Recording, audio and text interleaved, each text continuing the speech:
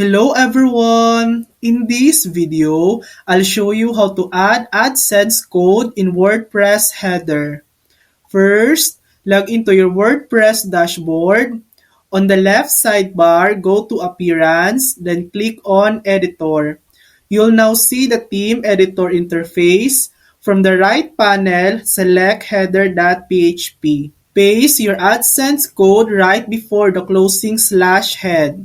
Click Update File to save the changes. Alternatively, you can use a plugin like Insert Headers and Footers. Go to Plugins and add New, install and activate Insert Headers and Footers.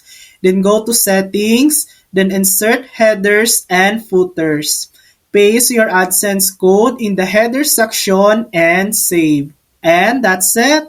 That's how to add AdSense code in WordPress header. Thanks for watching. If this video helped you, please like and subscribe for more helpful tutorials.